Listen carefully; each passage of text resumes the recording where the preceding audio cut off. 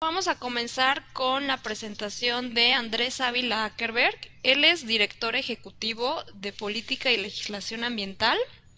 Él es doctor en Ciencias Políticas y Sociales con especialización en Relaciones Internacionales. Cuenta con la maestría en Relaciones Internacionales de la Johns Hopkins University en Washington, D.C. y actualmente es director ejecutivo de POLEA, una organización que se enfoca en promover cambios positivos en las agendas política y legislativa en temas ambientales y sociales. Tiene 20 años de experiencia trabajando en proyectos relacionados con cambio climático, bosques, energías renovables, eficiencia energética y transporte, promoviendo la vinculación entre el poder legislativo, el ejecutivo y otros actores interesados.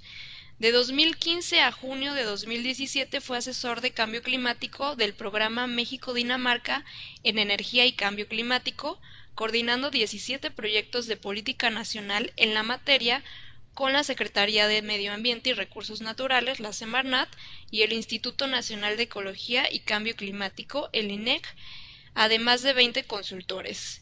Colaboró en Globe International como director de Globe Américas, director de la Iniciativa Forestal de Legisladores y director del capítulo mexicano. Asimismo, fue asesor de política exterior y cambio climático en el Senado de la República. Como consultor ha colaborado con COWI Dinamarca en el Banco Interamericano de Desarrollo, la Semarnat y el World Resources Institute. Además, ha ocupado puestos en la Administración Pública Federal, incluyendo la Dirección de Tratados Internacionales de la Unidad Coordinadora de Asuntos Internacionales de la Semarnat. También es profesor de asignatura de la Facultad de Ciencias Políticas y Sociales de la UNAM y ha impartido numerosos cursos y conferencias y ha participado en diversos congresos internacionales. Cuenta con más de 15 publicaciones sobre temas como cambio climático, cooperación ambiental, agua, medio ambiente y seguridad nacional.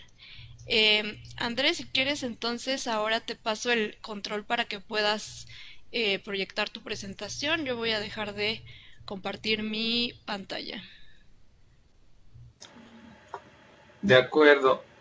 Hola a todos. Voy a poner la presentación. Espero me escuchen. Entonces ya nomás me dicen si Adelante, ya puedes compartir la tuya. ya está compartida.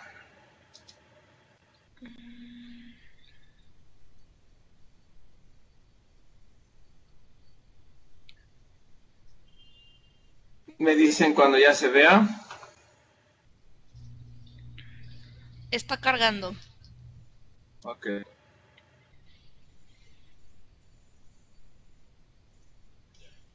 Ya se ve, si le das en, ¿cómo se dice? Como en presentación de PowerPoint para que veamos completa.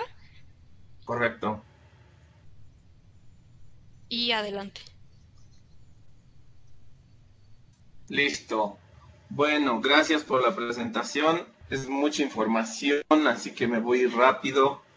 Normalmente esto me toma como 3 clases ahí en la UNAM, pero bueno.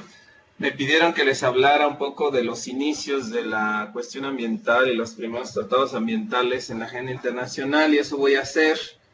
En principio, bueno, pues como que los primeros intentos por colocar el tema en la agenda política, la cumbre de Estocolmo, los primeros tratados, y nos vamos hasta la cumbre de Río, la original de 1992, porque saben que hubo una después, 20 años en 2002. Entonces, bueno, empezando, nos podemos ir mucho más atrás, pero no me quiero hacer eso. Y finalmente la cuestión ambiental es reciente, aunque usted no lo crea. Tenemos desde tal vez de la década de los 60 que empieza a haber una preocupación ya clara sobre ello, y esto pues por los límites a los que la sociedad, los países estaban llegando, y fue como muy específico piensen en el contexto después de la Segunda Guerra Mundial, que todo era desarrollo concebido como crecimiento económico, producción, contaminación, uso de combustibles fósiles. Y bueno, las primeras muestras de preocupación surgen en países desarrollados, particularmente uno de ellos es en Estados Unidos, una bióloga de nombre Rachel Carson, publica un libro que pues hace mucho ruido, valga la expresión, La primavera silenciosa, que nos dicen que fue más bien el verano ruidoso por cuando lo publicó y las consecuencias que generó, diciendo que el químico DDT era muy peligroso para la salud humana y animal, ¿no?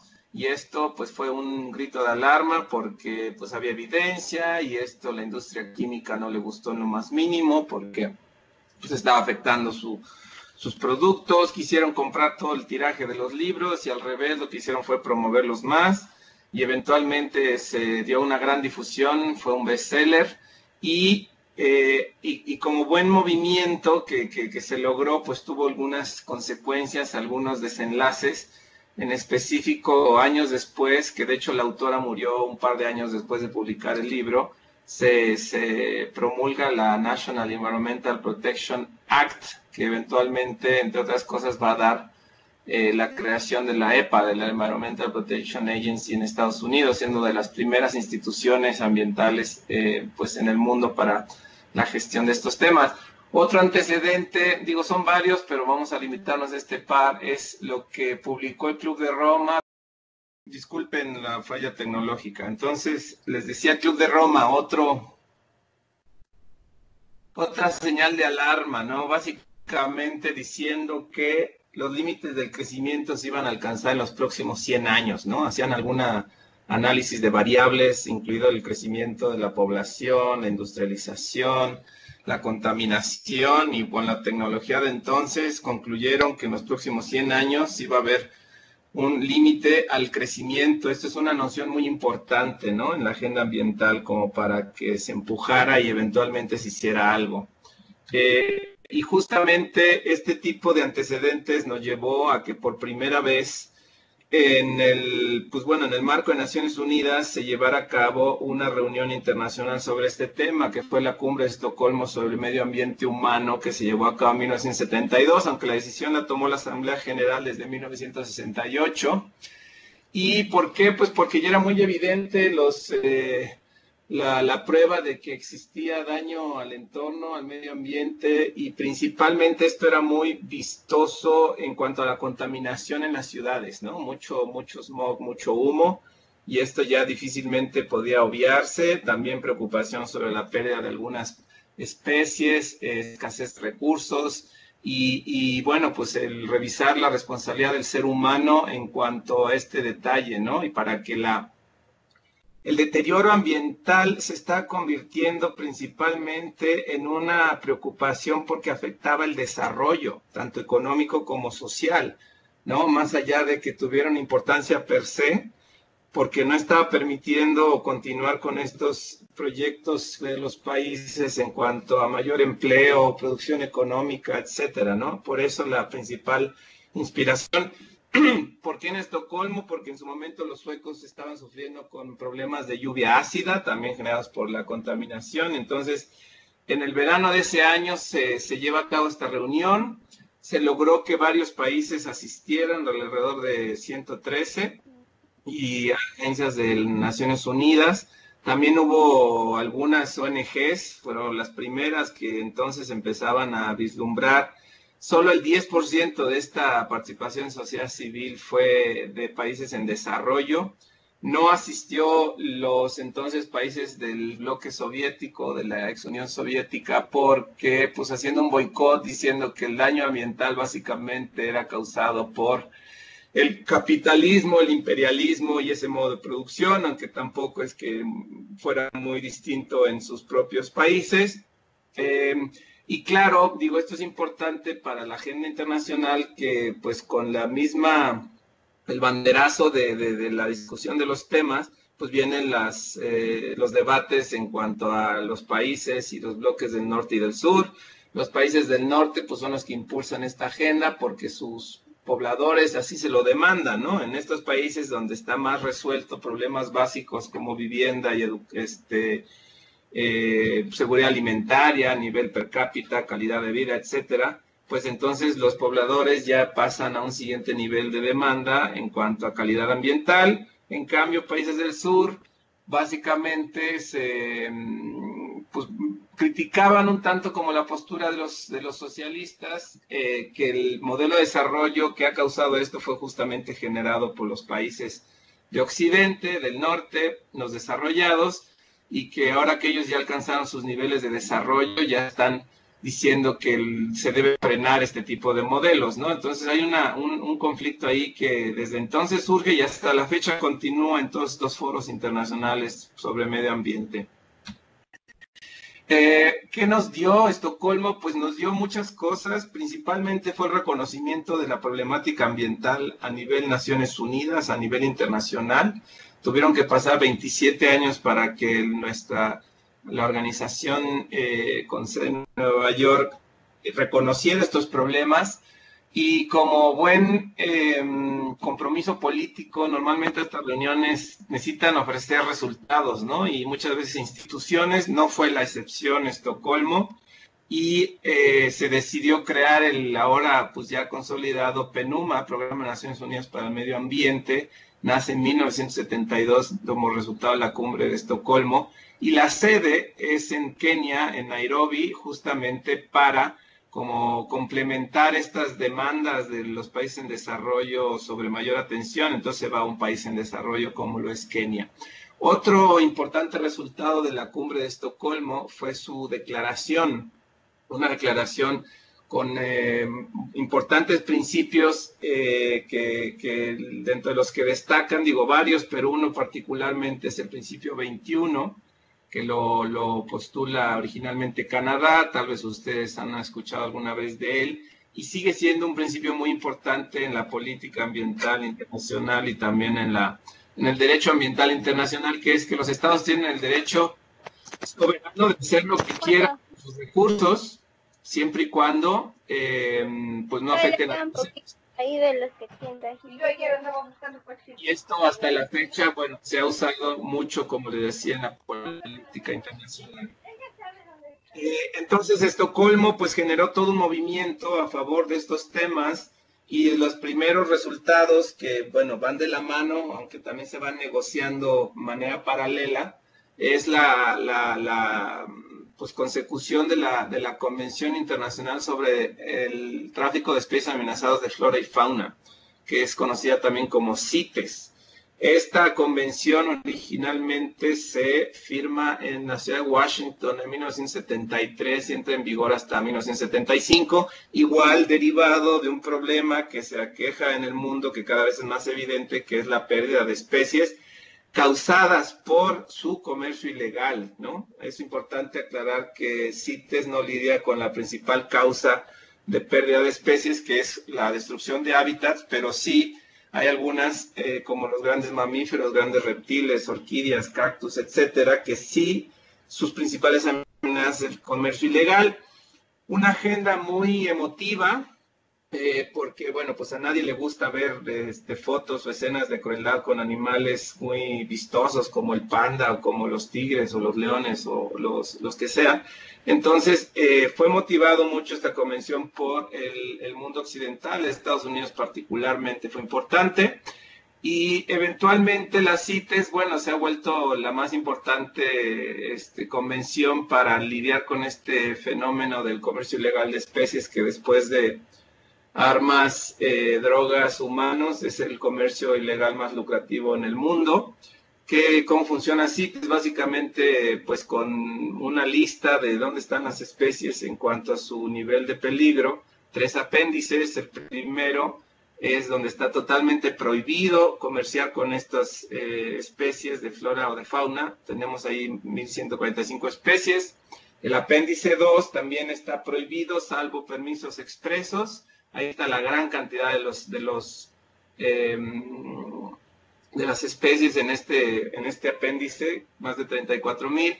Y el apéndice 3 son casos específicos que cada país, por su situación especial, solicita que se regule su comercio, porque en sus países esta especie, aunque en el mundo no lo sea, en sus países puede estar en peligro de extinción.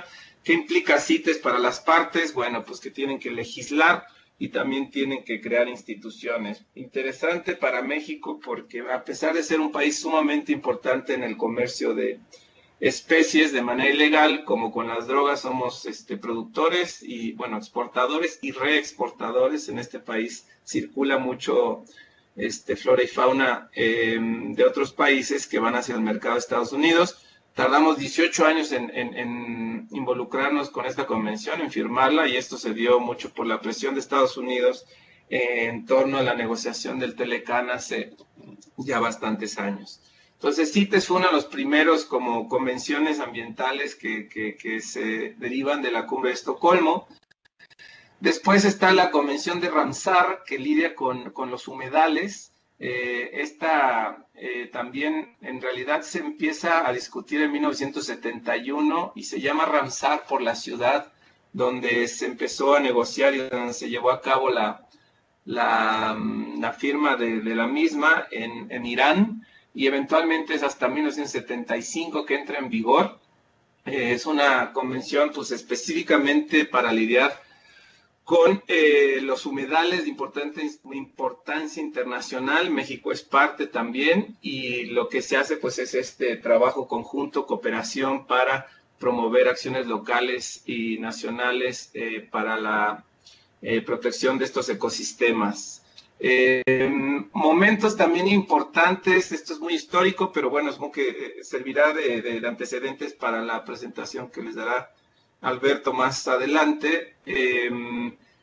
El embargo petrolero de la Organización Productora de Países Productores de Petróleo de 1973, uno diría, pues no tiene nada que ver con el medio ambiente, pero curiosamente fue sumamente importante, fue un parteaguas, ya que cambió todas las nociones de seguridad tradicionales en cuanto a las cuestiones militares, y los países se dieron cuenta que sin los suficientes recursos naturales, también los países estaban en grave peligro, en grave amenaza, ¿no? Muchos de esos países, como los europeos, que no tienen petróleo, entendieron esta señal en 1973 y hoy son grandes productores de energías renovables, ¿no? Y por eso como que la atención se volvió más de la atención del medio ambiente simplemente desde el punto de vista ambiental, biológico, ecológico, hasta desde el punto de vista militar, porque pues estaban los países, como decía, muy vulnerables sin la garantía del combustible fósil. Esto pues ya hace muchos años.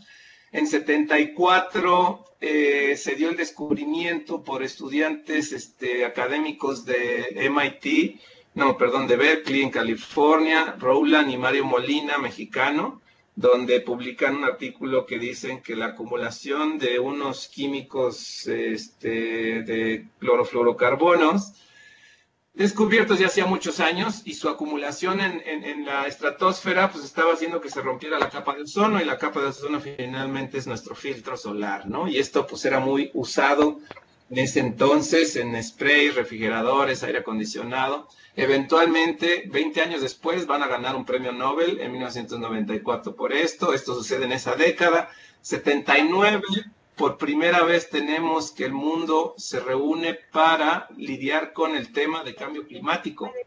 Y no es lo que conocemos ahora, sino el que la convoca es la Organización Meteorológica Mundial, donde principalmente se reconoce que existe un problema y que puede convertirse en una amenaza. Esto es primeros avisos, ¿no? En 1980, como ven también en la presentación, la UICN, una ONG muy importante a nivel internacional de conservación, publica la Estrategia Mundial de la Conservación, que resulta importante porque además de todo lo que nos ofrece en cuestión del estado de la conservación en el planeta, hace una mención del concepto de desarrollo sustentable, que después se va a consolidar con el informe Brundtland. Nada más que esta noción, publicada en este libro, hacía mucho énfasis en el pilar ambiental, entonces como que no fue del todo acogido por otros sectores más allá del ambiental. Para que también, digamos, en cuanto al debate académico, político, y uno se queda con que solo Brundtland y el informe Brundtland y nuestro futuro común es lo único que existió para integrar las variables ambiental y desarrollo, pues en realidad fue mucho más que eso, y también derivado de Estocolmo, porque Pues Estocolmo lo que hace es poner en evidencia que el modelo de desarrollo promovido por el mundo occidental pues no estaba funcionando, tenía graves externalidades transfronterizas que estaban generando problemas pues a nivel global, y empieza a discutirse pues cómo integrar la variable ambiental en el desarrollo, ¿no? Ahora para nosotros esto es algo muy normal y digo, todavía falta mucho, pero entonces eran los primeros avisos, los primeros intentos por concebirlo. De ahí nacen conceptos como el ecodesarrollo, también muy importante para ser tomado después por Brundtland, porque habla de la solidaridad diacrónica, que básicamente es la equidad intergeneracional. Pero el ecodesarrollo, como tenía una visión más del tercer mundo, más de minorías, de hecho hay citas de que fue vetado en foros internacionales por Estados Unidos porque no le gustaba esta noción, y no fue consolidado políticamente. Sin embargo, dejó bases muy importantes, ¿no? En 74 en Cocoyoc se reunieron por iniciativa del gobierno de México de Echeverría un grupo de expertos en desarrollo, donde también empezaron a hablar de la agenda de desarrollo alternativo. Y aquí retomaban las ideas principales del Club de Roma, por ejemplo, los límites externos que tenemos, no podemos crecer más allá de lo que el planeta nos brinda, y los límites internos que también tienen que ver con los seres humanos, ¿no? Los derechos humanos, y que el medio ambiente pues es pieza clave hacia lo exterior y hacia lo interior. Se empieza a discutir eso. Naciones Unidas promueve también un informe, el informe Doha-Mashoir 75, el otro desarrollo. O sea, el punto aquí es eso, ver cómo es tan evidente ya el daño que se empieza a concebir el asunto desde diferentes perspectivas. También perspectivas más de izquierda, más socialistas, el ecomarxismo, el ecosocialismo, que principalmente lo que hace es decir que el modo de producción capitalista pues es el causante de todo el daño ambiental, que el capitalismo no solo es autodestructivo de la mano de obra, de su razón de ser, sino una segunda contradicción es que es un autoproductor de escasez, ¿no? Se acaban los recursos que son la base de su ser. El ambientalismo como una crítica al modernismo, también un modo de ser en el cual estamos inmersos y que se nos olvida la calidad de vida. Más bien lo único que nos importa es la calidad de vida y no el bienestar, etcétera. La economía ecológica también, que nos brinda la multidisciplina para entender la problemática ambiental. Todo esto que, bueno, pues da para una charla por sí misma cada uno de estos temas, ¿no? Y otro importante momento, creo, como antecedente, es la creación de la Comisión Mundial sobre Medio Ambiente y Desarrollo en 1983, justamente para, de una vez por todas, abordar el tema de medio ambiente y desarrollo y bueno, pues dar una serie de recomendaciones en el marco de Naciones Unidas. Se crea con el apoyo de Noruega y es presidido por la doctora Gro Harlem Brundtland, que eventualmente va a tener el título, su publicación, como el apellido de la señora. Se crea por un grupo de expertos a nivel mundial, y de ahí tenemos llamadas que no deben. Que se deriva en un estudio que tardó 4 años en fraguar. En 1987 se publica, seguramente conocen, Nuestro Futuro Común, o el informe Brundtland, donde pues básicamente se junta la noción de desarrollo y medio ambiente para concluir en el concepto de desarrollo sustentable o sostenible, ¿no?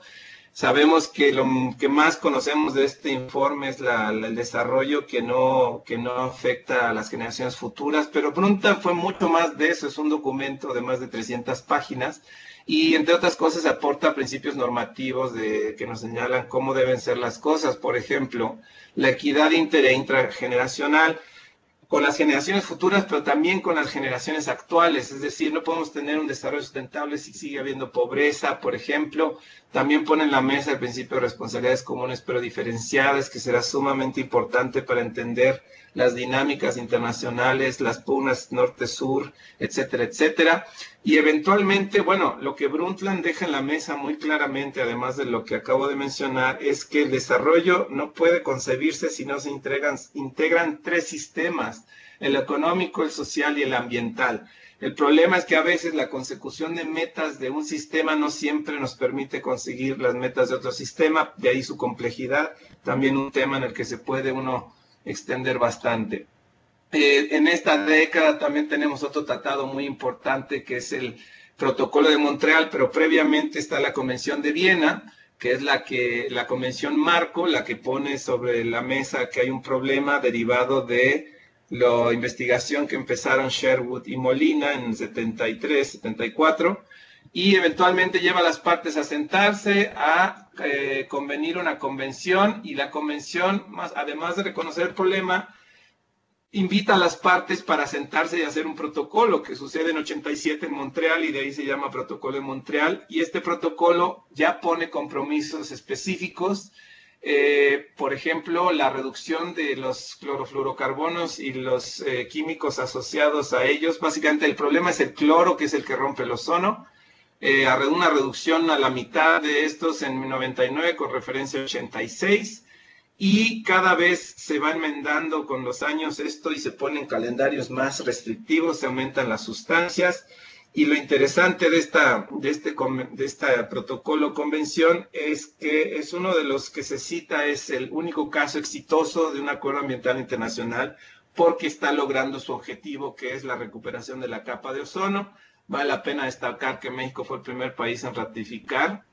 Estados Unidos jugó un rol sumamente importante en este protocolo, principalmente, dicen por ahí, porque el entonces presidente de Estados Unidos, Ronald Reagan, tenía cáncer de piel, y entonces él fue un importante motivador de que sucediera, porque entre otras cosas, la no capa de ozono implica más rayos ultravioleta y consecuencias en la salud como en la piel, ¿no? Entonces, este protocolo y todas sus enmiendas es de los muy pocos casos que también tienen ratificación universal, y la capa de ozono todavía no se recupera del todo, pero está en camino a lograrse. Por eso fue un ejemplo de éxito, y por eso muchos de se trató de tomar como referencia este protocolo para después cambio climático, pero bueno, el fenómeno es muy distinto, las sustancias son muy distintas. Y finalmente, y con esto ya voy terminando, nos llegamos a la muy importante Cumbre de Río sobre medio ambiente y desarrollo, que también fue un resultado de lo publicado con el informe Brundtland, porque puso sobre la mesa que el tema de desarrollo sustentable, sostenible, era primordial y que tenía que atenderse, y entonces detonó que pues, la misma Asamblea General convocara esta reunión para 1992. Originalmente se iba a llamar la Cumbre de Medio Ambiente, pero países en desarrollo pugnaron porque esta cumbre fuera también incorporado el concepto de desarrollo, para ellos muy importante, y pues entonces por eso se incluyó también la palabra desarrollo, el concepto. Muy importante también, a diferencia de las cumbres que van a suceder 10, 20 años después, es el contexto histórico, porque recién había terminado la Guerra Fría, recién se había aliviado las tensiones entre el este y el oeste, y entonces había una atmósfera mucho más propensa a la cooperación, y también la agenda ambiental pudo reposicionarse, a diferencia de durante la Guerra Fría, que todo estaba seguritizado, y por ello pues hubo mucho más atención sobre estos problemas ambientales. Los países que para ese momento ya eran ex soviéticos sí participaron, a diferencia de Estocolmo, y eso fue pues, lo que permitió que hubiera una atmósfera mucho más benévola, insisto, a diferencia del 2002 en Johannesburgo, que ahí fue afectado seriamente por los ataques terroristas en Estados Unidos, y eso permeó otra vez la agenda internacional. Y bueno, lo que se buscó hacer en Río fue básicamente pues, atender los problemas más apremiantes, ¿no? El cambio climático, ya se había publicado un primer reporte de evaluación del IPCC en 1990, el tema de biodiversidad por la creciente pérdida de hábitats naturales, la deforestación, siempre un problema a nivel global, pero complejo porque no es un bien común los bosques, sino que sí tienen dueño, desertificación también que iba creciendo, y un problema específicamente, bueno, particularmente importante para África, y la configuración de la gobernanza ambiental, ¿no? ¿Qué nuevas instituciones hacen falta? ¿Qué nuevos actores tenemos que integrar, etcétera? ¿Qué nos arrojó la Cumbre de Río? Bueno, Fue uno de los eventos más importantes que se hayan realizado, no solo en medio ambiente, sino a nivel internacional. En cuanto a la asistencia, se habla de hasta 45,000 personas, que es como el número parecido que asistió a la COP15 de Copenhague, de cambio climático, alrededor de ese número. Pero lo importante es la cantidad de jefes de Estado, casi más de 130 jefes de Estado. Otro momento ambiental importante fue Copenhague y fueron solo 119. Cantidad de cobertura de medios de comunicación, se habla de 10,000 personas representando este sector, muchísimas ONGs, muchísima más participación de ONGs del mundo en desarrollo. Dicen que 1,500, pero también el foro alterno de sociedad civil, hablan algunos autores que reunió hasta 7,000. Entonces esto habla de que el tema estaba creciendo mucho en la agenda. Y los resultados principalmente pues fueron muchos, ¿no? En cuestiones de desarrollo sustentable, para dar seguimiento a lo que hizo Brundtland, se acuerda la famosa Agenda 21 o Programa 21, que es como todo lo que usted quiere saber sobre el desarrollo sustentable, pero en 700 páginas y 40 capítulos, ¿no? Entonces, de ahí la Agenda 21 va a ser la guía para los países para alcanzar el desarrollo sustentable, obviamente sumamente complejo por la amplitud. Cada capítulo es un sector del medio ambiente o un sector de la sociedad o un tema en particular, sumamente complicado, pero bueno, se tiene ya un documento importante que después va a ser también la razón para la cumbre de Johannesburgo y la propia Río+20. También nos da la cumbre, la declaración de Río, con muchos principios, 27 principios, de los que pues destacaríamos algunos, que el principio 2 es el principio 21 de Estocolmo, el del derecho soberano a explotar cada país sus recursos. El principio 3, la equidad intergeneracional, también que puso en la mesa el informe Brundtland. Principio 7, como les mencionaba, responsabilidades comunes pero diferenciadas, ya se vuelve un principio de derecho ambiental internacional, reconocer que en la problemática ambiental todos los países tenemos responsabilidades, pero unos tienen más que otros, y esto básicamente tiene que ver con la responsabilidad histórica. Y el principio 15, que es el principio precautorio, que no podemos esperar a que haya 100% de certeza científica para actuar en la agenda ambiental, y eso es sumamente importante y no necesariamente todos los países lo cumplen. También nos dio 3 convenciones, la de cambio climático, que se firmó entonces, entró en vigor hasta 94, es la convención marco, la que reconoce el problema, pero también divide al mundo en los que están en el anexo 1 y el resto, que básicamente el anexo 1 son los países que entonces eran de la OCDE, más las economías en transición, o sea, los exsoviéticos, y todos los demás, que bueno, no están en ningún anexo, pero se refiere como no anexo 1. La Convención de Diversidad Biológica, que hablarán más adelante de ella, no me detengo mucho, que también fue otro de los grandes resultados de Río. La Convención de Naciones Unidas para la Lucha contra la Desertificación, que se adopta en 94 y entra en vigor en 96, después de Río, pero también se reconoce como un resultado de esta cumbre, y que principalmente busca promover la cooperación para atender el problema de la degradación de tierras áridas, semiáridas y subhúmedas, con especial énfasis, como mencionaba, hacia África.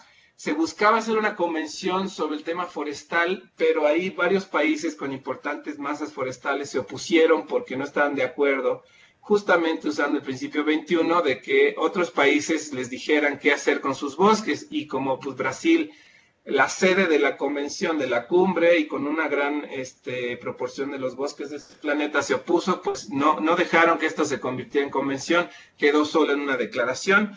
Dentro de la gobernanza se logró que se crearan nuevas instituciones, por ejemplo, la Comisión de Desarrollo Sustentable va a ser dentro de Naciones Unidas, derivada del ECOSOC, quien va a dar seguimiento a la Agenda 21, ¿no? A estos 40 capítulos y 700 páginas. Hoy la CDS dejó de existir, Río+20 le dio pie de esto al foro de alto nivel, pero entonces fue uno de los resultados de Río. Y el Global Environmental Facility, que es el Fondo Ambiental Global y es el ala financiera para apoyar a los países en los costos incrementales derivados de la implementación de las convenciones de Río principalmente, que hasta la fecha existe. Entonces, esto es todo, con esto termino. Si tienen alguna duda, mucho gusto, y disculpen la interrupción hace un momento. Muchas gracias, Andrés. Pues todo este panorama es para irnos adentrando a lo que va a pasar en en el CBD y sobre todo pensando en que actualmente las discusiones o los temas que se están posicionando más frente al tema de biodiversidad tienen que ver totalmente con desarrollo sustentable o sostenible, ¿no? Tenemos ahora el tema de integración de la biodiversidad para el bienestar, que es integrar la biodiversidad a sectores productivos que generan desarrollo. Si quieren ir formulando algunas preguntas, pueden ponerlas en el chat o directamente en el micrófono.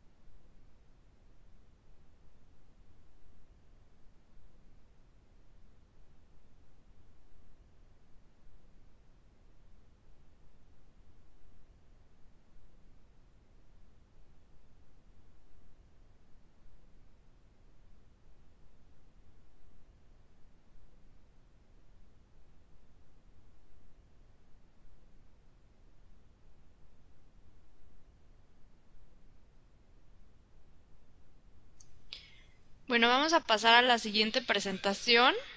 Ah, ya tenemos una por acá.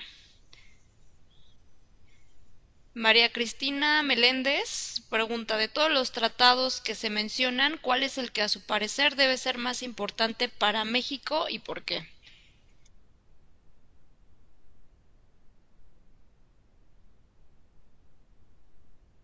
Em, Buena pregunta, difícil de contestar, porque creo que todos son importantes de alguna u otra manera. O sea, por cuestiones de, tal vez de ser país megadiverso, pues CITES es muy importante la Convención de Diversidad Biológica, pero Protocolo de Montreal también nos es relevante y de hecho pues fuimos el primer país en ratificarlo y hemos estado cumpliendo y cambio climático pues ni qué se diga, ¿no? La gran vulnerabilidad que tenemos en cuanto a los efectos adversos del cambio climático nos hace que tengamos que poner mucha atención al problema, lo estamos haciendo, sin embargo, bueno, hace falta mucho.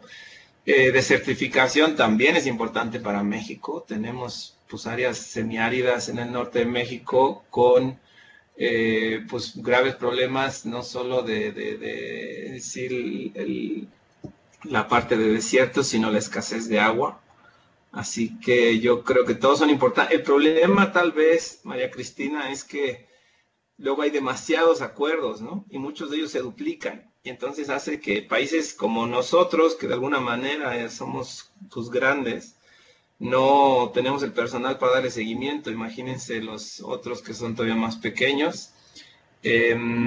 Raúl, la lectura, ahorita si quieres te la escribo en el chat, Robert Costanza es un autor que ha escrito mucho sobre economía ecológica, pero también pues los autores grandes, ¿no? De la parte de bienes comunes como Harding, Pigou, pero ahora te transcribo la bibliografía de Constanza, que es donde tienes bastante, creo que ahí está bastante bien resumido el tema de economía ecológica. Y bueno, gracias de nuevo a todos por escucharme.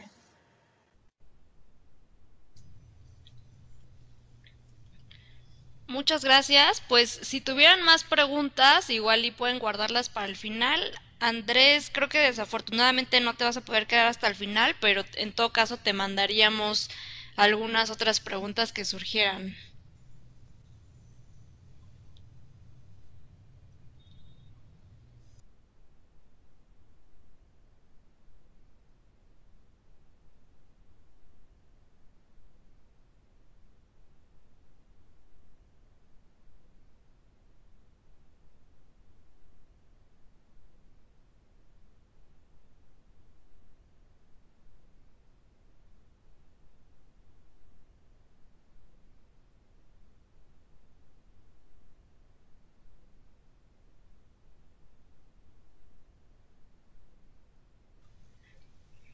Bueno, vamos a dar paso a la segunda parte de este webinar.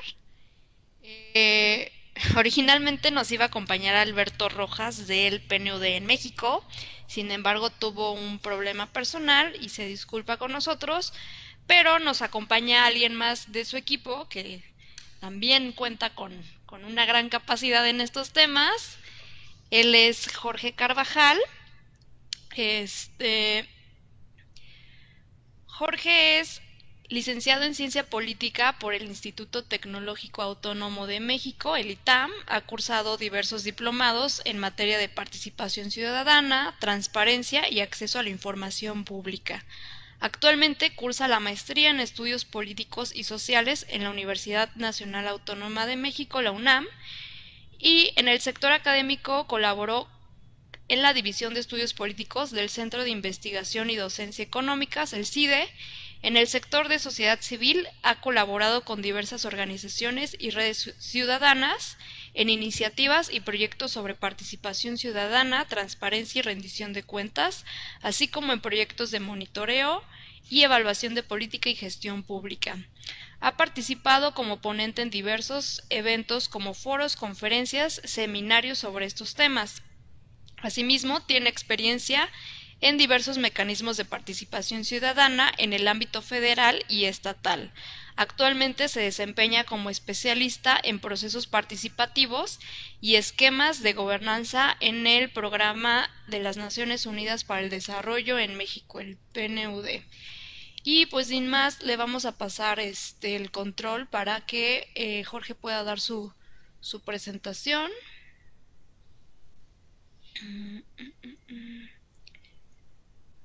¿Cómo le hago para...? Gracias, Raquel. Buenas tardes.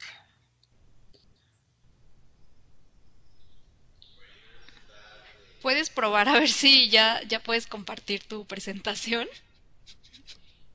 Ok. Les comparto pantalla o presentación. Pues ¿Cómo sí, tu es? pantalla. Sí.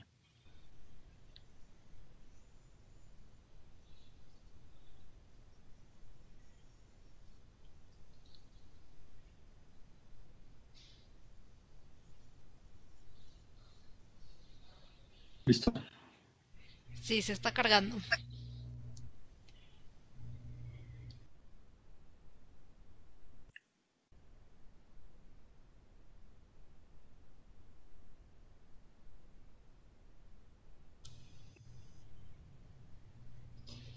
Ya la vemos.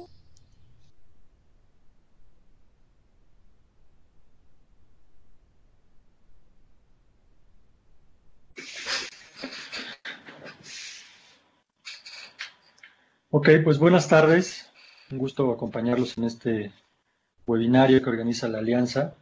Nosotros desde el proyecto de fortalecimiento de la participación ciudadana y gobernanza ambiental nos ha acompañado la Alianza desde su gestación. Entonces nos da mucho gusto ver cómo ya está eh, interviniendo, actuando, ¿no? en estos temas y con mucha fuerza, con mucha vocación.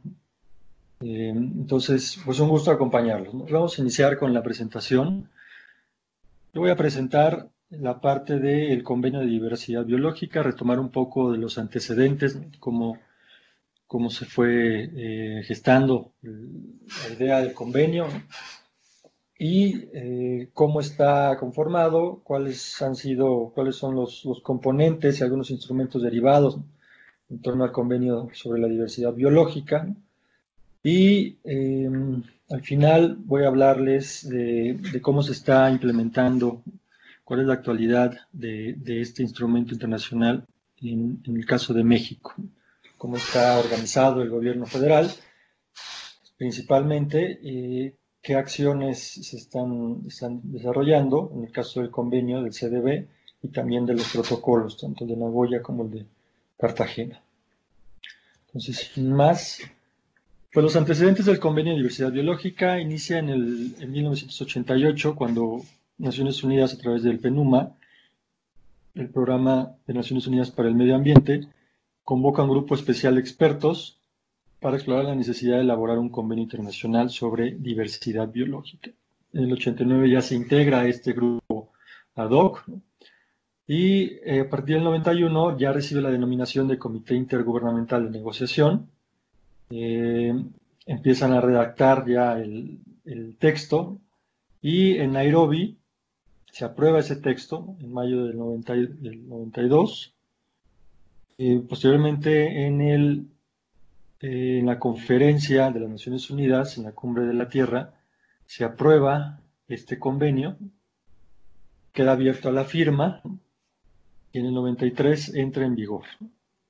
Y a partir del 94 se tiene la primera reunión de conferencia de las partes, el 28 de noviembre, inicia en las Bahamas. Bueno, existen 3 convenios que derivan de esta Cumbre de la Tierra, en Río, que están intrínsecamente vinculados, ¿no? Tenemos diversidad biológica, cambio climático y desertificación. Los 3 funcionan en los mismos ecosistemas y atienden a cuestiones interdependientes. Los objetivos del CDB, el Convenio de Diversidad Biológica. Bueno, promover medidas que conduzcan a un futuro sostenible. Y aquí encontramos 3 principales componentes. Uno es la conservación de la diversidad biológica, la utilización sostenible de sus componentes y la participación justa y equitativa en los beneficios que se deriven de la utilización de los recursos genéticos. Bueno, este convenio actualmente está firmado y ratificado por 196 estados, está traducido en 6 idiomas, tiene como sede, la secretaría del convenio está en Montreal, Canadá. Actualmente la presidencia de la Conferencia de las Partes la tiene México. Y bueno, el secretario actual del convenio se llama Cristiana Pasca Palmer. Se han celebrado 13 conferencias de las partes, ¿no?, desde esa primera del 94. Tiene 2 instrumentos derivados, uno es el protocolo de Cartagena y otro el protocolo de Nagoya. Y la próxima COP se llevará a cabo en Egipto en noviembre de este año, corresponde a la reunión número 14. Bueno, esta es la lista de todos los estados parte que han firmado y ratificado el convenio. En el caso de Estados Unidos y la Santa Sede aún no lo ratifican.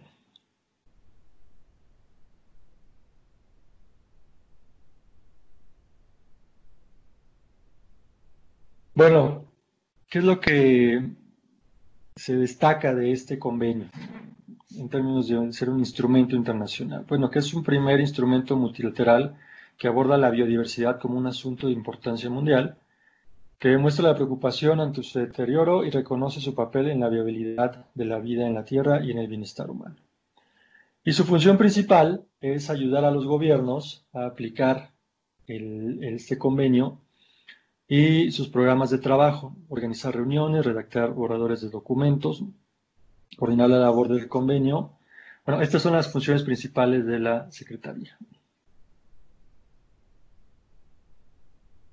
El texto del Convenio de Diversidad Biológica pues, tiene 42 artículos, 3 anexos, y aquí pues abordan prácticamente todos los temas y los asuntos relacionados con diversidad biológica que, bueno, hasta ese entonces se han identificado. Por ejemplo, bueno, está el preámbulo, los objetivos, términos utilizados, principios, el ámbito jurisdiccional, ese enfoque de cooperación, y después ya empieza a abordar algunos temas particulares, ¿no? Como la conservación in situ, ex situ, la utilización sostenible de los componentes de la diversidad biológica, incentivos, investigación, educación, acceso a recursos genéticos, que es donde se deriva uno de los protocolos, acceso a la tecnología y transferencia de tecnología, cooperación científica, recursos financieros. Ya habla también de la gobernanza, ¿no? En torno a este convenio, de la conferencia de las partes, la secretaría, los dos órganos subsidiarios, tanto el de asesoramiento científico, técnico y tecnológico, como el órgano de implementación.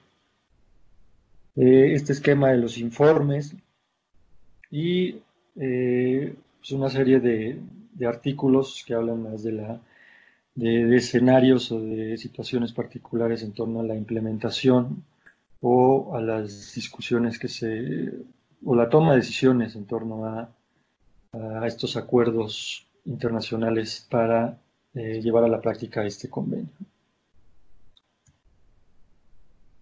Bien, el órgano de trabajo para la implementación de este convenio tiene como principal instancia la Conferencia de las Partes, es el máximo órgano de gobierno del convenio, integrado por todos los estados parte, que han ratificado el convenio. Y entre sus funciones se encuentra pues, examinar la aplicación del CDB, dirigir, supervisar y decidir sobre el proceso de instrumentación, operación y futuro desarrollo del mismo con asesoría de sus órganos. Y aquí es donde se derivan estos dos órganos. Uno es el órgano subsidiario de asesoramiento científico, técnico y tecnológico, el SOPSTA, con sus siglas en inglés. Y este órgano se encarga de proporcionar asesoría a las partes y al órgano subsidiario sobre la aplicación del convenio. Este es un órgano de consulta principalmente.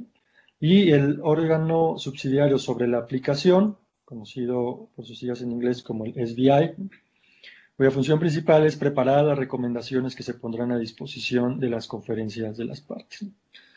Este órgano pues tiene más un carácter como político de llegar a los acuerdos, ¿no? A partir de los insumos que se generan en el SOPSTAN. Y además existe la Secretaría Ejecutiva, que es la que se encarga de coordinar y supervisar el proceso de desarrollo y bueno, la organización de las actividades, de las reuniones, todo lo relacionado con el convenio de diversidad biológica. Además, se han creado grupos ad hoc, si se les denomina, están enfocados al análisis y a la elaboración de recomendaciones sobre temas muy puntuales, y a la fecha se tienen tres. Uno es sobre el artículo 8J, sobre conocimientos tradicionales, y aquí la función de este grupo pues, es mejorar el papel y la participación de las comunidades indígenas y locales en los logros de los objetivos del convenio. Hay otro grupo ad hoc que se llama de áreas protegidas, el cual está enfocado a orientar y vigilar la aplicación del programa de trabajo sobre áreas protegidas. Y otro grupo ad hoc, el tercero, acceso y participación de los beneficios, que es el foro en el que actualmente se negocia un régimen internacional de acceso y participación de los beneficios. Bien, pues un instrumento clave, ¿no? que se elaboró para avanzar en la implementación del Convenio de Diversidad Biológica es el Plan Estratégico para la Diversidad Biológica 2011-2020. Este es como una inyección, un recurso para avanzar en la implementación.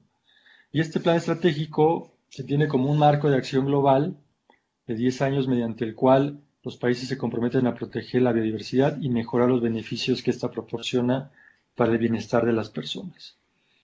Aquí se proyecta una visión de cómo, en qué estado se busca avanzar o se busca estar en el 2020 en esta proyección, una misión y de la cual se derivan estos 5 objetivos estratégicos, a partir de los cuales a su vez se especifican 20 metas globales, que son conocidas como las metas de Aichi, por el lugar donde se firmó este plan estratégico.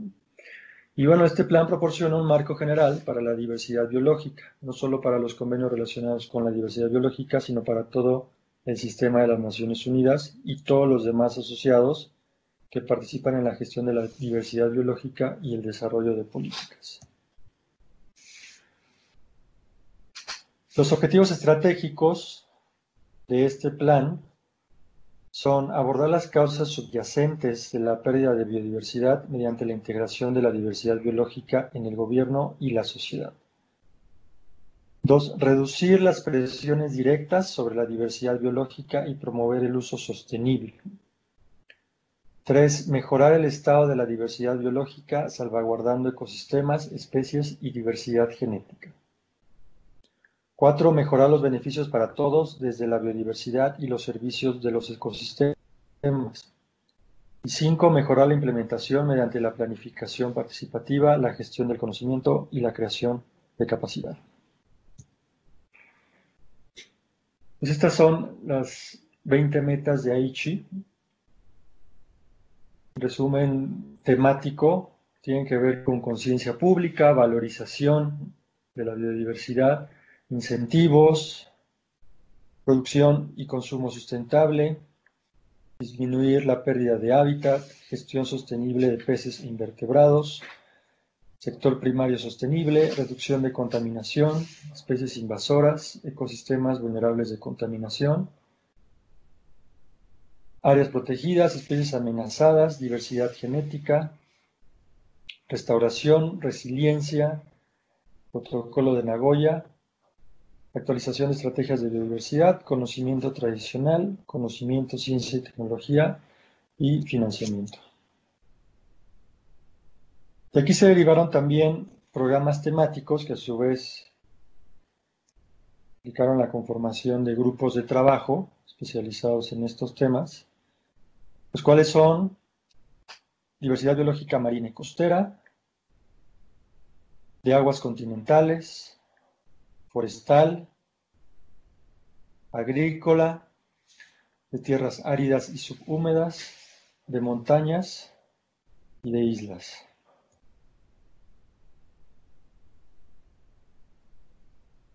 Bien, otro instrumento derivado del Convenio de Diversidad Biológica es el Protocolo de Cartagena sobre seguridad de la biotecnología. Este protocolo fue adoptado el 29 de enero del 2000 como acuerdo complementario al CDB. A la fecha, 171 estados lo han ratificado. Entró en vigor en septiembre del 2003 y pues establece como la principal instancia de toma de decisiones sobre este protocolo la reunión de las partes, en donde se establece un procedimiento de acuerdo fundamentado para garantizar que los países cuenten con la información necesaria para tomar decisiones fundamentadas antes de aprobar la importación de tales organismos a su territorio. El protocolo hace referencia al enfoque de precaución y reafirma el principio de precaución o principio precautorio consagrado en el principio 15 de la Declaración de Río. El objetivo de este protocolo de Cartagena es proteger la diversidad biológica frente a los riesgos potenciales que presentan los organismos vivos modificados que resultan de la aplicación de la tecnología moderna. Se entiende como un instrumento vinculante, ¿no? Y es un primer acuerdo internacional que establece la transferencia, manejo y uso de organismos vivos modificados a través de la biotecnología moderna. Esto es, regula los riesgos que implican los organismos transgénicos.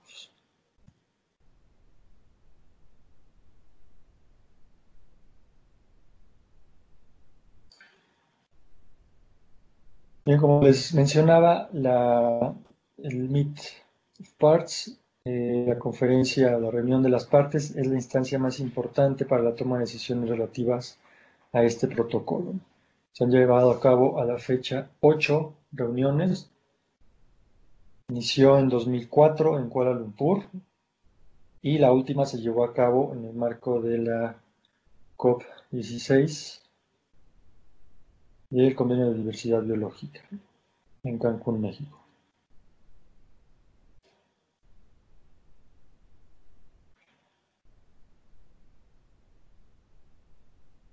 Bien, el tercer instrumento derivado del CDB es el Protocolo de Nagoya sobre responsabilidad y compensación. Este es un tratado suplementario al Protocolo de Cartagena sobre seguridad de la biotecnología. Fue adoptado en octubre del 2010 en Nagoya, Japón, y entró en vigor el 8 de marzo del 2018. A la fecha, 41 estados lo han firmado y toma su nombre de la ciudad de Nagoya, donde fue adoptado, y en la ciudad de Kuala Lumpur, donde se llevan a cabo varias sesiones de negociación. La finalidad de este protocolo es especificar, definir las medidas de respuesta que se deben adoptar en el caso de daños a la diversidad biológica resultante de organismos vivos modificados. En ese sentido, proporciona flexibilidad en cuanto a los enfoques reglamentarios, permitiendo a las partes aplicar la legislación nacional nueva o existente. Crea un entorno propio y aumenta la confianza en el desarrollo y la aplicación segura de la biotecnología moderna, y contribuye a la prevención o mitigación de los daños.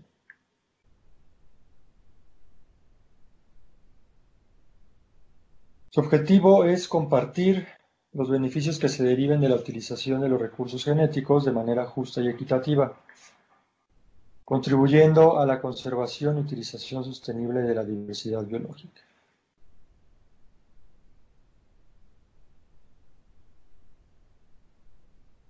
A la fecha se han llevado a cabo 2 reuniones, la primera en octubre de 2014 en Corea y la segunda también en el marco de la Conferencia de las Partes del CDB en Cancún, México, en diciembre del 2016.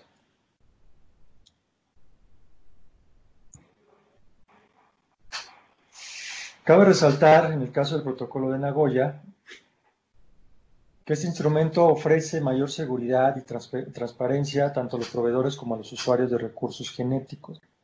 Garantiza el reparto justo y equitativo de los beneficios derivados de la utilización de los recursos genéticos y los conocimientos tradicionales asociados. Alienta el adelanto de la investigación. Crea incentivos para la conservación y utilización sostenible de los recursos genéticos. Y mejora la contribución de la diversidad biológica al desarrollo y bienestar humano. En este protocolo se identifican varios actores clave, entre ellos están los proveedores de recursos genéticos, como son los pueblos indígenas y las comunidades locales, el propio Estado, así como jardines botánicos o bancos de germoplasma. También se identifica otro actor clave, que son los usuarios de estos recursos genéticos, como pueden ser jardines botánicos, investigadores, universidades, industriales, institutos de investigación y las mismas comunidades. Se define un punto focal nacional, que es el responsable de proporcionar información en cada estado. En el caso de México, el punto focal es Semarnat. Y define también autoridades nacionales competentes. Es decir, se definen organismos establecidos por los gobiernos responsables de conceder el acceso a los recursos genéticos y representar a los proveedores a nivel local y nacional.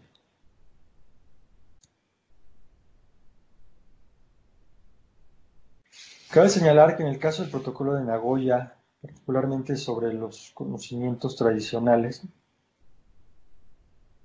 resulta relevante para comunidades indígenas y locales, quienes han desarrollado estos conocimientos relacionados con los recursos genéticos utilizados.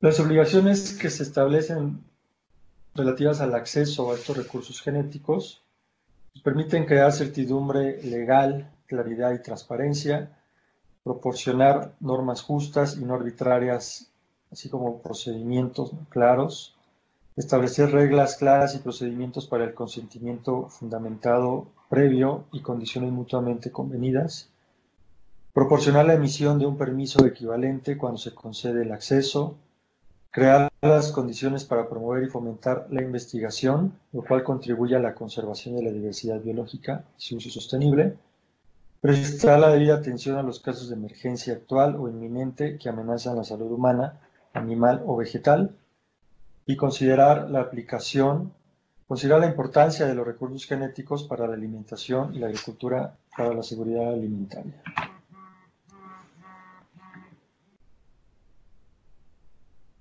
Y en este sentido, del protocolo se deriva una serie de obligaciones para su cumplimiento, en el cual los Estados parte deben adoptar medidas para que los recursos genéticos utilizados dentro de su jurisdicción hayan sido accedidos de acuerdo con el consentimiento fundamentado previo y las condiciones mutuamente convenidas que se hayan establecido. También están obligados a cooperar en los casos de presunta violación de los requisitos de la otra parte contratante, fomentar las disposiciones contractuales de solución de controversias en los términos mutuamente acordados, garantizar que una oportunidad esté disponible para buscar un recurso en su ordenamiento jurídico cuando los conflictos surgen de las condiciones mutuamente acordadas, tomar medidas relativas al acceso a la justicia y tomar medidas para controlar la utilización de los recursos genéticos después de abandonar el país.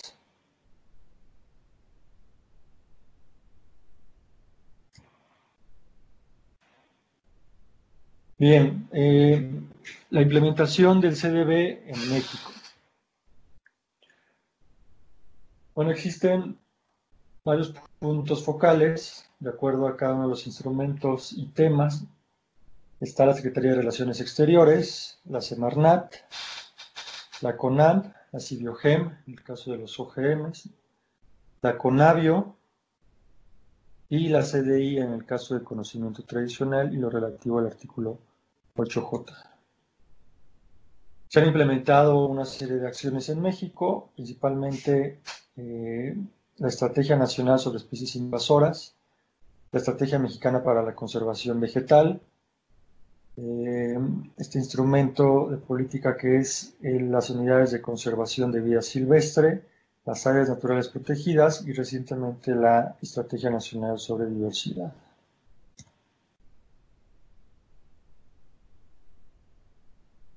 Bien, pues la Estrategia Nacional sobre Biodiversidad de México tiene 6 ejes estratégicos, que es conocimiento, conservación y restauración, uso y manejo sustentable, atención a los factores de presión, educación, comunicación y cultura ambiental, e integración y gobernanza.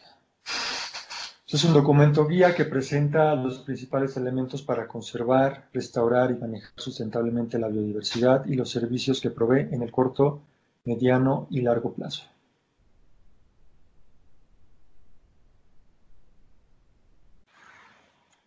Bien, en esta gráfica lo que se hace es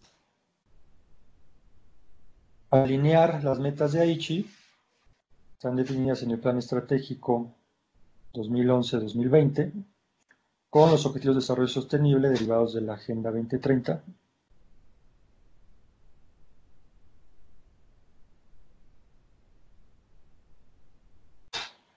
En el caso de la implementación del Protocolo de Nagoya, México se encuentra en la elaboración de un instrumento jurídico específico que permita la implementación de este protocolo.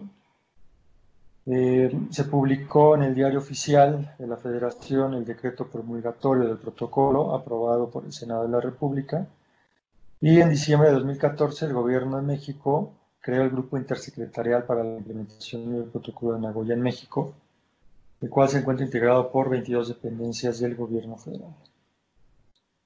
En el caso de la implementación del Protocolo de Cartagena, se llevaron a cabo algunas actividades asociadas a la implementación de sus artículos 22 y 23 sobre seguridad de la biotecnología, como seminarios, cursos,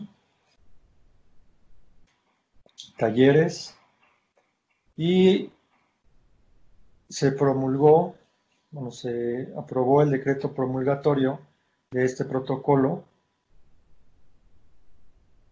en octubre del 2018.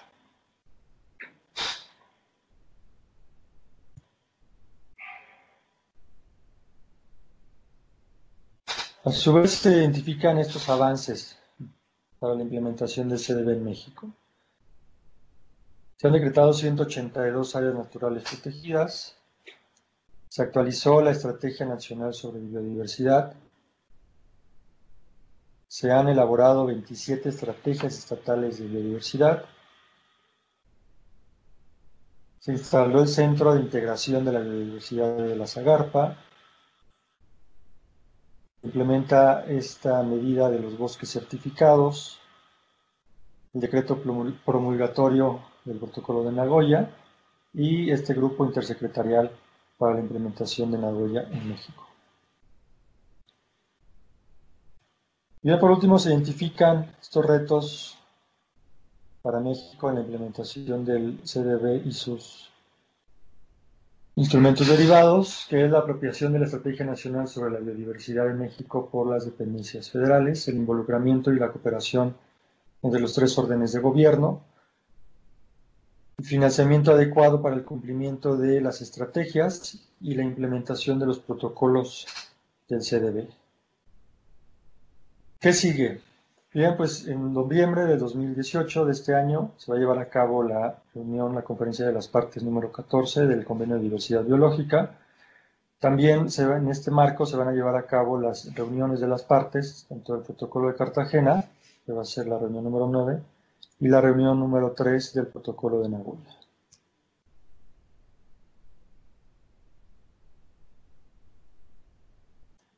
Bien, pues con esto cierro la presentación. Muchas gracias por su atención.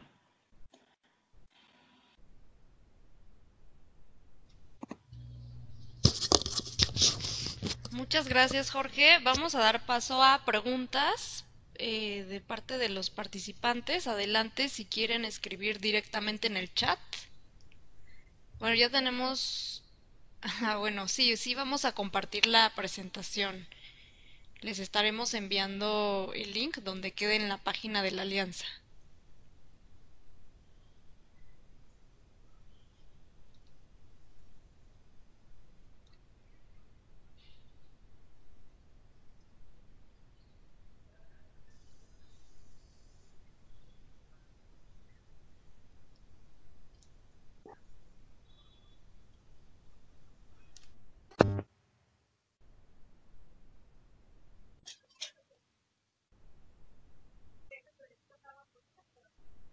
Todo rompe. Haces como la arena, ¿eh? Dale besito a tus abuelitas. Ok, tenemos de Daniel Hernández sobre los puntos focales. Jorge, ¿podrías profundizar un poquito más sobre los puntos focales?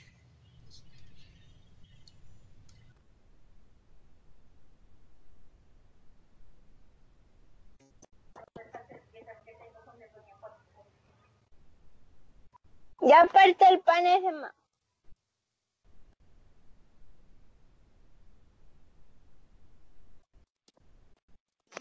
Para doña Chusma. O doña Chusmita. Jorge, ¿nos escuchas? Sí. Si puedes profundizar un poco más sobre los puntos focales para el CBD y los protocolos. Ok. Hay una diapositiva en la presentación. Les voy a compartir nuevamente.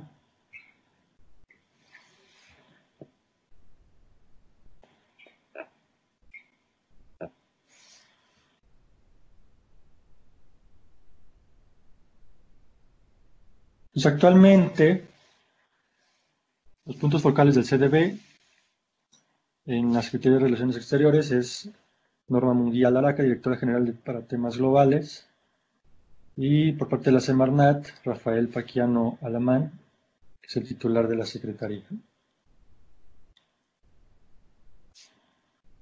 el caso de conocimiento tradicional, el artículo 8J está CDI a través de Sergio Ortiz Rosales y Jorge Legorreta Ordorica, titular de la Unidad Coordinadora de Participación Social y Transparencia de la Semarnat.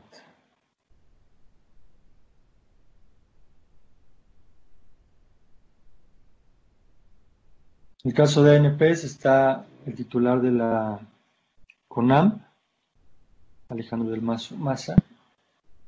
En el caso de OGMs está la CIBIOGEM, a través de la directora de Información y Fomento a la Investigación, Laura Ester Tobar Castillo. Por parte de CONABIO, para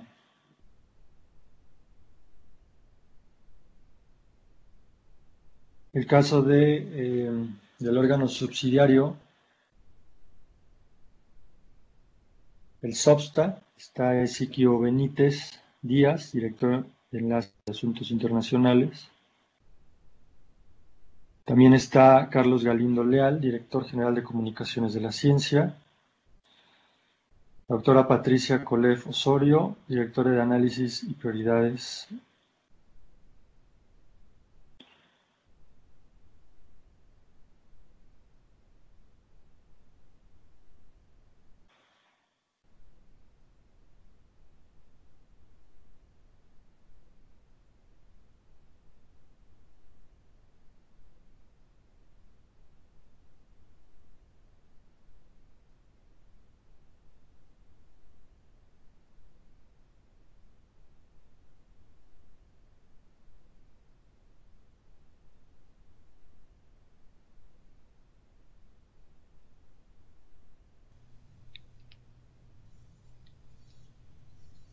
Gerson pregunta, ¿cómo es el seguimiento hacia la COP14?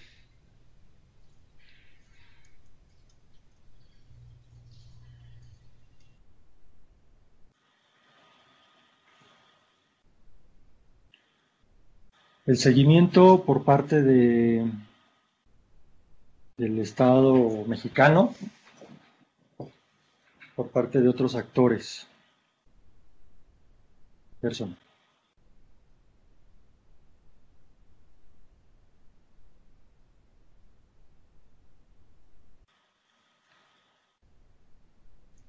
De México.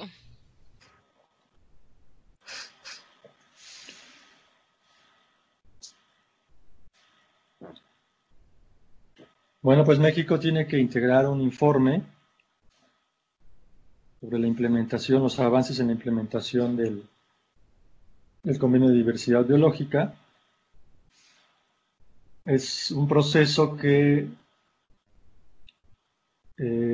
busca también incluir a otros actores, tanto del sector privado como actores sociales, académicos, que también contribuyan a integrar este informe. Bueno, este informe se presenta en la conferencia de las partes y es la manera en que se da seguimiento a la implementación.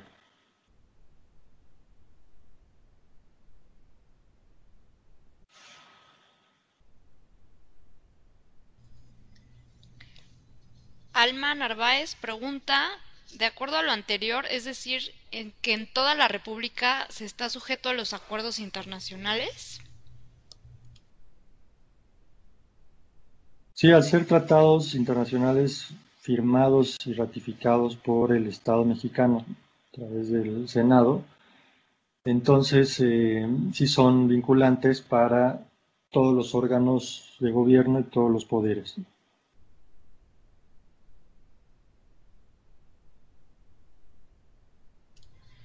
Raúl pregunta, ¿cómo participa la sociedad civil en el CBD?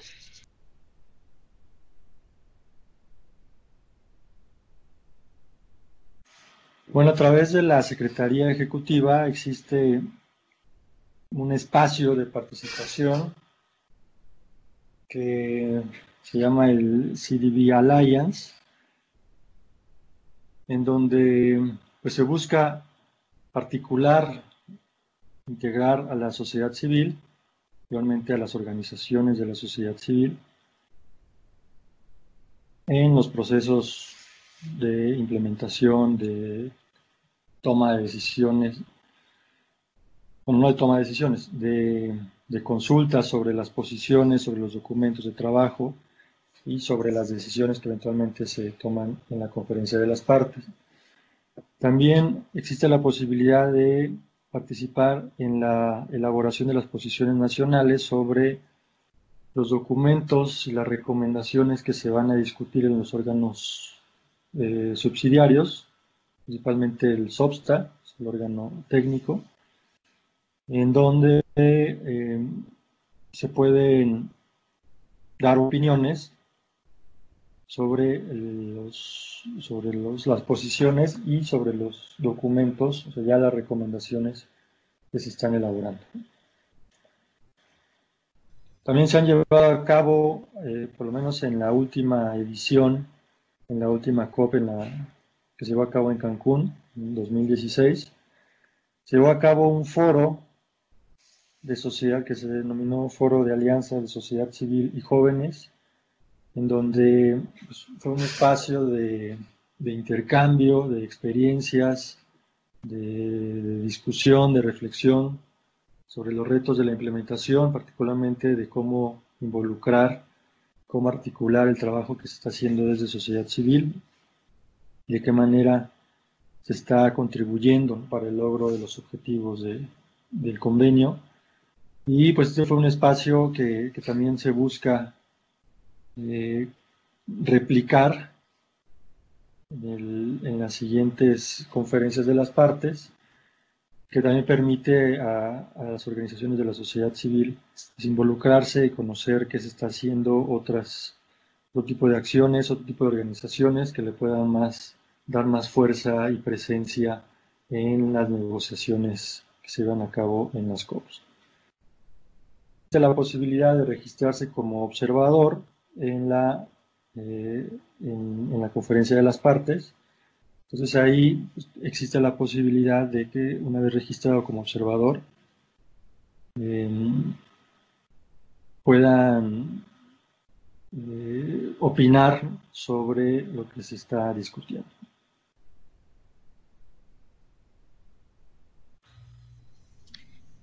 Otra pregunta que tenemos es de María Lorraine Matías sobre el protocolo de Nagoya.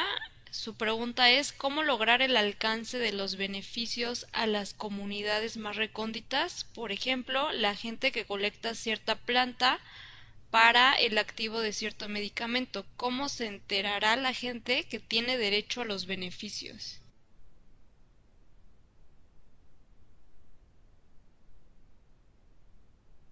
Ok, gracias María Lorraine. Actualmente se está implementando un proyecto a través del Programa de Naciones Unidas para el Desarrollo. Es un proyecto financiado por el Fondo GEF que está enfocado a la implementación del protocolo de Nagoya en los distintos países, particularmente en el caso de México. Y ahí desarrolla varias líneas estratégicas, una de las cuales tiene que ver con la difusión del protocolo y de los derechos. Entonces, ahí lo que tenemos conocimiento que están desarrollando en este proyecto, pues sí es una difusión pues, focalizada a este tipo de audiencias, ¿no? Como son pueblos y comunidades, particularmente algunas comunidades, como lo mencionas, recónditas. Pues es a través de radios comunitarias. Se tuvieron un acercamiento ya desde este proyecto con CDI para que a través de este medio pues, se pueda llegar información y hasta cierto punto un poco de capacitación sobre este protocolo y los derechos de acceso a los beneficios.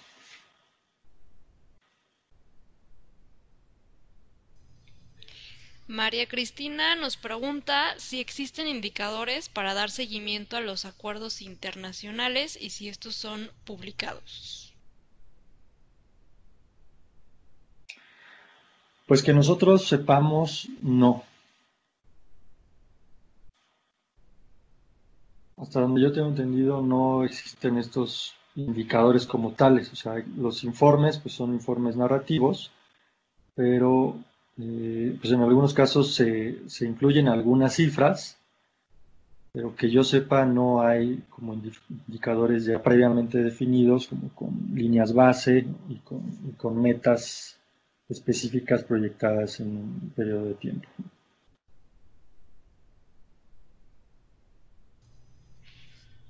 Ahí quizás agregar, Jorge, que sí, efectivamente, la forma en que específicamente el convenio sobre la diversidad biológica utiliza como mecanismo para ver los avances de los países en cuanto a sus compromisos, sí son estos informes nacionales que tienen que presentar, pero para el caso justo del CBD se tiene el plan estratégico 2011-2020 que tiene las metas de Aichi y estas sí tienen pues como una manera un poco más fácil de medir con ciertos indicadores. Entonces, propiamente el acuerdo internacional o el tratado internacional no los tiene, pero se bajan o se aterrizan a través de ejemplos como las metas de Aichi, ¿no? Bien.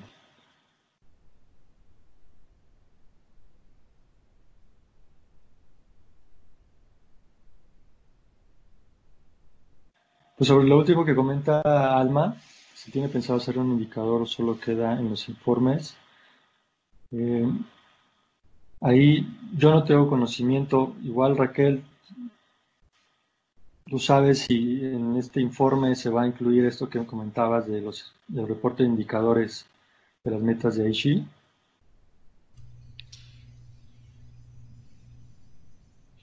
En el caso de México, si ustedes se meten por ahí en internet o en la página de Conavio, pueden consultar el informe pasado que presentó México para que vean cómo está estructurado y que incluso se ponen casos de buenas prácticas donde entonces se reporta hacia qué meta de Aichi se está contribuyendo.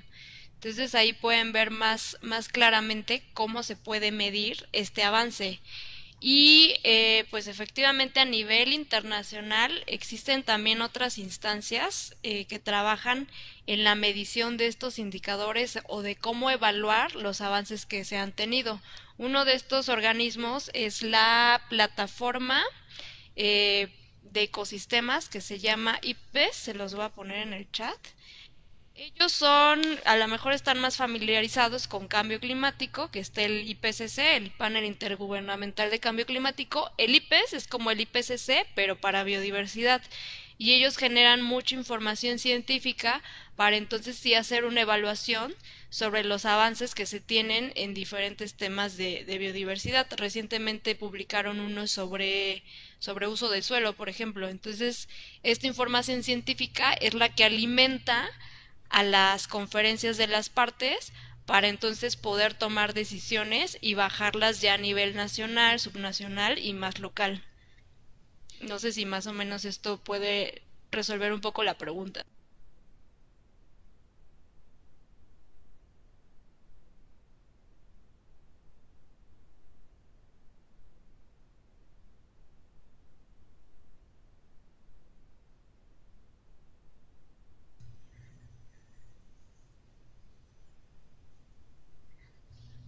Diana nos comenta que a partir de los informes, cada país debería formular una estrategia nacional. México tiene la Estrategia Nacional de Biodiversidad, que sí considera líneas de acción y a partir de ellos se están construyendo los indicadores en concordancia con los objetivos de desarrollo sostenible. Y por ahí también Emilio Cruz nos está compartiendo un link donde pueden consultar más información. Nos queda tiempo para una última pregunta y de otra manera pues pueden mandarnos también más preguntas que les podríamos hacer llegar a nuestros ponentes del día de hoy.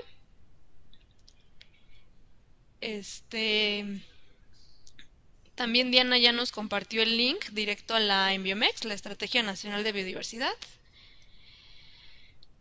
Les recordamos que este webinar también fue grabado y se los vamos a estar compartiendo para quienes pues llegaron después o no pudieron conectarse o tuvieron problemas con su conexión.